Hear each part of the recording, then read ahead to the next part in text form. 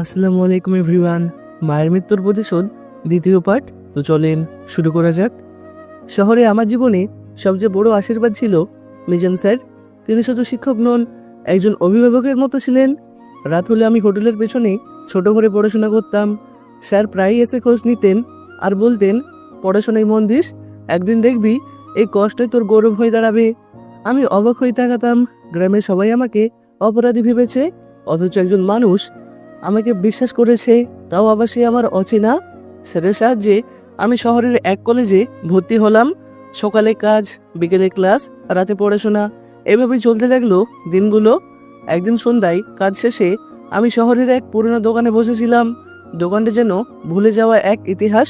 পুরনো কাঠের তাক, ধুলো জমে থাকা কাচের বোতল, আর বাতাসে অদ্ভুত এক গন্ধ। অন্ধকারে নিঃশব্দতায় নেমে আসছিল ভয়ঙ্কর এক শূন্যতা। আমি চুপচাপ বসেছিলাম দোকানের এক কোণায়, যেন পৃথিবী থেকে আলাদা হয়ে গেছি। হঠাৎ দরজায় ঘন্টা বেজে উঠল। ভেতরে এলেন এক বৃদ্ধ। তার চোখ দুটি ক্ষীণ আলোয় অদ্ভুতভাবে জ্বলজ্বল করছিল। তিনি সরাসরি আমার দিকে তাকালেন। তার সেই দৃষ্টি যেন বুকের ভেতর ছুরি চালিয়ে দিল। হালকা হাসি দিয়ে তিনি বললেন, তুমি কি সাজিদ? আমি কেঁপে উঠলাম, জি, আমি সাজিদ, কিন্তু আপনি আমাকে কিভাবে চেনেন? লোকটি এক দৃষ্টিতে তাকিয়ে রইলেন। তার চোখের গভীরে জমে থাকা অশ্রু ঝলমল করছে। তারপর ধীরে ধীরে বললেন, চিনি না, তবে তোমার চোখ হুবহু তোমার মায়ের চোখের মতো। আমার বুক ধপ করে উঠল। শরীরের প্রতিটা অংশে যেন এক অদ্ভুত শীতলতা নেমে এলো। আমার মা? আমি ফিসফিস করে জিজ্ঞাসা করলাম, আপনি কি আমার মাকে চেনেন? লোকটির কণ্ঠ কেঁপে উঠল। সে বলল, হ্যাঁ, তার নাম ছিল নাজমা আক্তার। প্রায় 20 বছর আগে শহরের পুরনো কলোনিতে থাকতেন। সুন্দরী ছিলেন, কিন্তু ভীষণ একা। আমি তার প্রতিবেশী। সে খুব ভালো মহিলা ছিল। তোমার জন্মের পরপরই তোমার বাবা মায়ের দিবস হয়েছিল, কিন্তু এতে তোমার মায়ের কোনো দোষ নেই। তোমার বাবা ছিল খুব বদমেজাজি। একটা ভুল হলেই তোমার মায়ের গায়ে হাত তুলতো। এরপর সে তোমার বাবার কাছ থেকে ডিভোর্স নিয়ে আমাদের এই এলাকায় চলে আসলো। এখানে তার বাবার ঘরে থাকতো। তোমার মায়ের মৃত্যুর দিন তোমার বাবাকে তার ঘরের আশেপাশে দেখেছিল সবাই। তাই সবার সন্দেহ এটাই যে তোমার বাবাই তোমার মাকে হত্যা করেছে। কিন্তু সত্যটা কি আজও সবার অজানা। তার মৃত্যুর আসল রহস্য আজও কেউ খুঁজে পায়নি। আমি স্তব্ধ হয়ে গেলাম। আমার কণ্ঠস্বর যেন গলার ভেতর আটকে যাচ্ছে। মুখ দিয়ে কোনো কথা শব্দ বের হচ্ছে না। লোকটির চোখে ভয়তো ছায়া নেমে এলো। তিনি ফিসফিস করে বললেন, বাবা, সেই খবর তখন পুরো শহরে ছড়িয়ে পড়েছিল। এখনো সোশ্যাল মিডিয়ায় পুরনো কাগজে কাটিং ভরে। আমি চাই তুমি একদিন অনেক বড় হবে, আর তখন তুমি তোমার মায়ের মৃত্যুর আসল রহস্য খুঁজে বের করবে। এরপর বৃদ্ধ সেখান থেকে চলে গেল। আমিও কান্না করতে করতে চলে আসলাম আমার হোটেল রুমে। লোকটার মুখ থেকে সোশ্যাল মিডিয়ার ভাইরাল শব্দটা শুনে সেদিন রাতে আমি ইন্টারনেট খুলে গুগলে লিখলাম নাজমা আক্তার মৃত্যু। কিছুক্ষণ খোঁজাখুঁজির পর হঠাৎ পর্দায় ভেসে উঠল পুরনো সংবাদপত্রের কাটিং। চোখ আটকে গেল শব্দগুলিতে। সেখানে লেখা ছিল, শহরের পুরনো বস্তিতে রহস্যজনক মৃত্যু, নাজমা আক্তার, বয়স 40, নিজের ঘরে ফ্যানের সাথে ওড়না পেঁচানো, ঝুলন্ত অবস্থায় উদ্ধার। পুলিশ বলেছে আত্মহত্যা, প্রতিবেশীরা সন্দেহ করেছে খুন। তদন্ত স্থগিত। আমি বরফের মতো জমে গেলাম। আবারও চোখ পড়ল আরেকটি লাইনে। সেখানে লেখা ছিল, মৃত্যুর দিন তার স্বামীকে দেখা গিয়েছিল নাজমার বাড়ির কাছে। আমার শরীর হিমশীতল হয়ে গেল। স্বামী মানে কি তিনি আমার বাবা? সে রাত তার ঘুমাতে পারিনি। অন্ধকারে ছটফট করতে করতে কখন যে ভোর হয়ে গিয়েছিল বুঝতে পারিনি। এর পরের কয়েক সপ্তাহ আমি কাজের ফাঁকে ফাঁকে খুঁজতে লাগলাম মায়ের পুরনো পরিচিতদের। কোথাও সামান্য সূত্র, কোথাও অচেনা কণ্ঠে ফিসফিস করে বলা গোপন তথ্য। প্রতিটি শব্দ যেন আমার হৃদয়ে নতুন ক্ষত তৈরি করছিল। হঠাৎ একদিন এক বৃদ্ধ আমাকে ডেকে নিলেন, চোখে এক রহস্যময় শীতলতা। তিনি ধীরে বললেন, তুমি যদি নাজমার ছেলে হও তবে শোনো, তোমার মামা আমার বন্ধু ছিল। মৃত্যুর রাতের ঘটনা সে নিজ চোখে দেখেছিল। সে দেখেছিল তোমার বাবাকে তোমার মায়ের বাড়ির সামনে। আমার হাড়ের ভিতর দিয়ে শীতল স্রোত নেমে গেল। মানে আমার বাবা সেই রাতেই? বৃদ্ধ গভীর দৃষ্টিতে তাকালেন। হ্যাঁ, কিন্তু তোমার মামা পুলিশকে কিছু বলেনি। কেন বলেনি তা একমাত্র আল্লাহই জানে।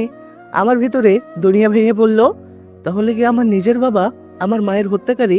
অন্ধকারে ঘরে একা বসে থাকলাম।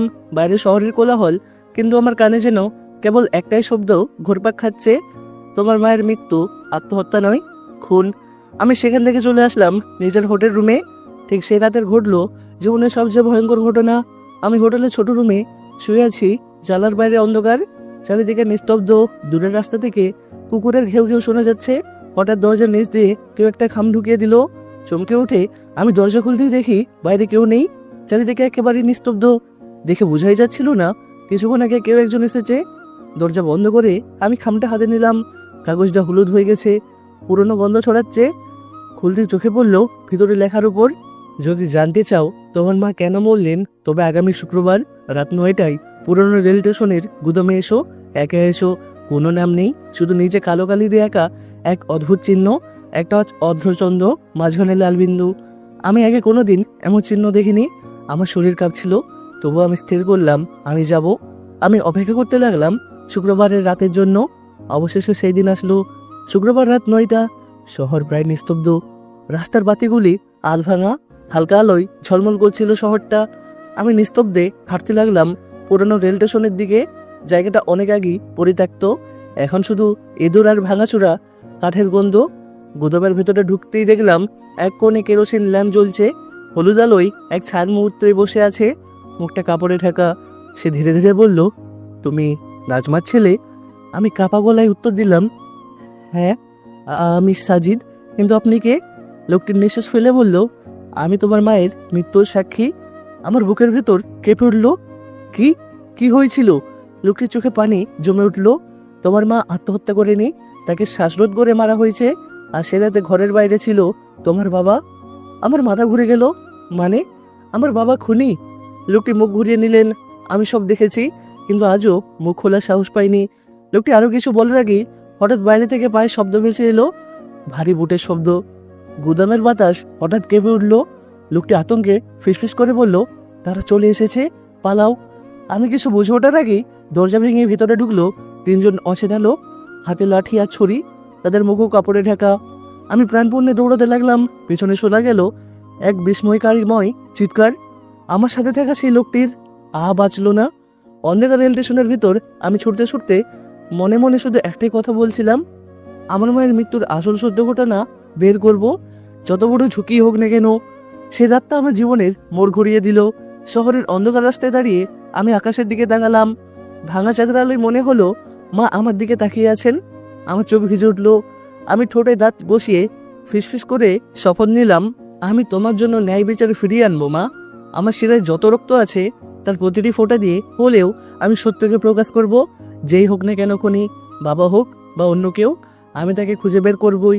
শহরের রাত যেন আমার জন্য এক অন্তহীন যুদ্ধক্ষেত্র হয়ে উঠল।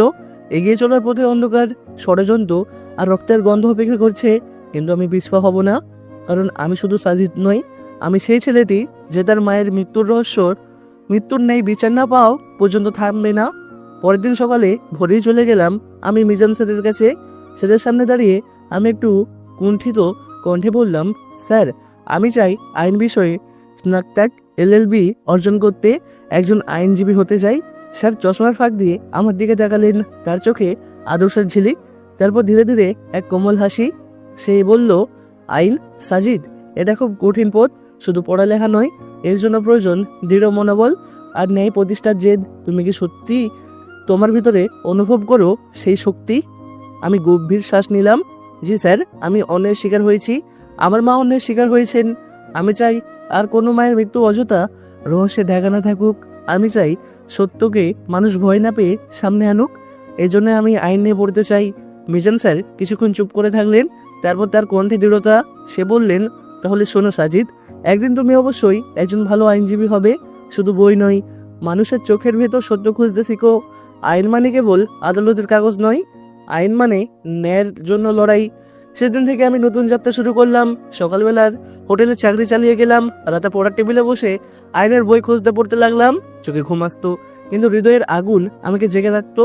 বছরের পর বছর কেটে গেল, অসংখ্য মানুষ, নির্ঘুম রাত, ক্ষুধার্ত দুপুর, সবকিছু সহ্য করে আমি অবশেষে LLB ডিগ্রি অর্জন করলাম। সেদিনটা আমার জীবনের শ্রেষ্ঠ দিন। হাতে সার্টিফিকেট নিয়ে মনে হচ্ছিল এটা শুধু কাগজ নয়, এটা আমার মায়ের ন্যায়ের শপথ। এরপর বার কাউন্সিল পরীক্ষার প্রস্তুতি শুরু করলাম। প্রতিটি প্রশ্ন, প্রতিটি মামলা পড়তে পড়তে মনে হচ্ছিল আমি যেন মায়ের মৃত্যুর অজানা রহস্যের আরও কাছে পৌঁছে গেছি। অবশেষে সেদিন দিন এলো, আমি হলাম একজন অ্যাডভোকেট। প্রথমবার কালো কোট আর ব্যাজ পরে যখন আদালতের গেটে দাঁড়ালাম, বুকের ভিতর কেঁপে উঠল এক অদ্ভুত অনুভূতি। মনে হচ্ছিল আকাশ থেকে আমার মা তাকিয়ে হাসছেন। আমি নিজের মুঠি শক্ত করে বললাম, আজ থেকে আমি শুধু সাজিদ নই, আমি আইনজীবী সাজিদ। অন্যের বিরুদ্ধে দাঁড়ানোই আমার জীবনের উদ্দেশ্য। কালো কোট পরে আমি দাঁড়িয়ে আছি আদালতের গেটের সামনে। ভেতরে ঢুকতেই বুক ধকপক করছে। প্রথম কেসে দাঁড়াবো আজ। মামলার নাম শুনে বুকটা কেঁপে উঠছিল। রাষ্ট্র বনাম রুবেল হোসেন, স্ত্রীর হত্যা মামলা। মুহূর্তে মনে পড়ল মায়ের নাম নাজমা আক্তার। এরকমই অভিযোগ, এরকমই সন্দেহ, স্বামীর হাতে স্ত্রীর মৃত্যু।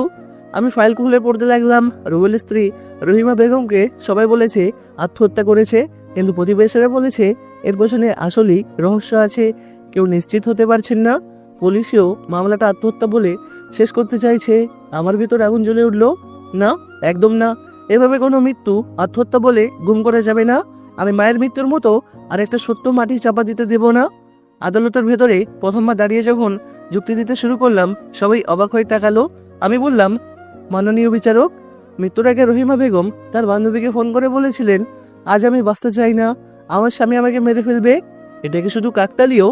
মৃত্যুদিন স্বামীকে প্রতিবেশীরা বাড়ির সামনে দেখেছে, তবু সে দাবি করছে সে ঘরে ছিল না। তাহলে কি সত্যি আত্মহত্যা? কোর্ট রুমে চাপা গুঞ্জন উঠল। রুবেলের আইনজীবী হেসে বললেন, এই তরুণ ছেলেটা অতিরিক্ত কল্পনা করছে। আমি মাথা নিচু করে উত্তর দিলাম, না স্যার, এটা কল্পনা নয়, এটা সত্য। আমি এই সত্যটা আদালতের সামনে প্রমাণ করব। প্রথম মামলায় আমি যতটা পারলাম প্রমাণ তুলে ধরলাম। ফোন রেকর্ড, প্রতিবেশীদের সাক্ষ্য, পোস্টমর্টম রিপোর্টার, আমিল। অবশেষে বিচারক বললেন, মামলাটি আত্মহত্যা নয়, এটি হত্যাকাণ্ড হিসেবে নতুন করে তদন্ত করা হোক। সেদিন আমার হাত কাঁপছিল, কিন্তু বুক ভরে গিয়েছিল গর্বে। আদালত থেকে বের হয়ে মনে হচ্ছিল এটা শুধু রহিমা বেগমের জন্য ন্যায় নয়, এটা আমার মায়ের জন্যও ছোট্ট একটা বিজয়। আমি আকাশের দিকে তাকালাম। মনে হচ্ছিল মা নাজমা আক্তার মেঘের আড়াল থেকে আমাকে আশীর্বাদ করছেন। সেদিন রাতে ডায়েরিতে লিখলাম, আজ থেকে আমার আইনজীবী জীবন শুরু হলো। আমি শুধু কেস লড়বো না, আমি লড়বো অন্যায়ের বিরুদ্ধে। মায়ের মৃত্যুর রহস্য একদিন আমি আদালতে প্রমাণ করব। রহিমা বেগম হত্যা মামলায় দ্বিতীয় শুনানি। আদালতের ভেতর টানটান উত্তেজনা। প্রথম কেসে আমি দাঁড়িয়ে আছি কালো কোট পরে। এটাই আমার জীবনের প্রথম যুদ্ধ, যেখানে আমি শুধু এক নারীর ন্যায়ের জন্য নই, আমার মায়ের আত্মার জন্যও লড়ছি। বিচারক শান্ত কণ্ঠে বললেন, রাষ্ট্র বনাম রুবেল হোসেন মামলার শুনানি শুরু হোক। প্রথমে রাষ্ট্রপতির কাগজপত্র উপস্থাপন হলো। তারপর আমি দাঁড়ালাম, হাতে ধরা ফাইল আমার কাছে যেন তলোয়ারের মতো। আমি বললাম, মাননীয় বিচারক, রহিমা বেগম মৃত্যুর পুলিশ আত্মহত্যা বলে বন্ধ করতে চাইছে, কিন্তু এটা কি সত্যি আসল? মৃত্যুর আগে তিনি তার বান্ধবীকে ফোনে বলেছিলেন আমাকে মেরে ফেলবে আমার স্বামী। এটাই কি আত্মহত্যার ভাষা, নাকি মৃত্যু ভয়ের শেষ ডাক? আদালত নীরব। আমি চালিয়ে গেলাম। ঘটনার দিন রুবেল দাবি করেছে সে বাইরে ছিল, অথচ তিনজন প্রতিবেশী তাকে বাড়ির সামনে ঘুরতে দেখেছে। এটা কি কাকতালীয়? প্রথম সাক্ষ্য। প্রথমে রহিমার বান্ধবী আদালতে সাক্ষী দিলেন। তার কণ্ঠে কাঁপছিল। মৃত্যুর এক ঘন্টা আগে রহিমা কাঁদতে কাঁদতে আমাকে বলেছিল, আজ হয়তো আমার শেষ দিন। আমি ভেবেছিলাম এটা অভিমান, কিন্তু আজ বুঝেছি সেটা ভয় ছিল। তারপর প্রতিবেশীরা এলেন। একজন বৃদ্ধা স্পষ্ট বললেন, আমি নিজের চোখে দেখেছি রাত 10টার দিকে রুবেল বারবার বাড়ির সামনে ঘুরছিল। এরপর রুবেলের আইনজীবী দাঁড়িয়ে বললেন, এই সবই অনুমান, প্রমাণ নয়। আত্মহত্যা মানসিক চাপে হয়েছে, স্বামীকে জড়ানো হচ্ছে, মিথ্যা গল্প। আমি উত্তর দিলাম, তাহলে মাননীয় আদালত, বলছি পোস্টমর্টমের রিপোর্টে স্পষ্ট উল্লেখ আছে রহিমার শরীরে হাতের আঘাতের চিহ্ন ছিল। আত্মহত্যা করলে কি নিজেকে মারধর করে পরে ফাঁসি দেবে? কোর্টরুমে সবাই শ্বাসরুদ্ধ হয়ে গেল। বিচারক সব শুনে চুপচাপ বসে রইলেন। তারপর ধীরে ধীরে বললেন, আদালত মনে করে রহিমা বেগমের মৃত্যু আত্মহত্যা নয়, সন্দেহজনক হত্যা। অভিযুক্ত স্বামী রুবেল হোসেনের বিরুদ্ধে খুনের অভিযোগ প্রাথমিকভাবে প্রমাণিত হয়েছে। মামলাটি তদন্ত করে পূর্ণাঙ্গ বিচার শুরু করা হবে। অভিযুক্তকে আজই কারাগারে প্রেরণ করা হোক। রায় ঘোষণার সঙ্গে সঙ্গে কোর্টরুমে গুঞ্জন ছড়িয়ে পড়ল। রহিমার পরিবার কান্নায় ভেঙে পড়ল, কিন্তু সেই কান্নায় ছিল স্বস্তির সুর। আমি দাঁড়িয়ে রইলাম, বুকের ভেতর ঢেউ উঠছিল। মনে হলো এটা শুধু রহিমা বেগমের জয় নয়, এটা আমার মায়ের জন্য প্রথম এক ধাপ নেই প্রতিষ্ঠা। আদালতের বাইরে বের হয়ে আমি গভীর শ্বাস নিলাম। আজ আমি প্রমাণ করলাম, অন্যায়ের অন্ধকার চিরকাল ঢেকে রাখা যায় না। সত্য একদিন আদালতের সামনে দাঁড়াবেই। তারপর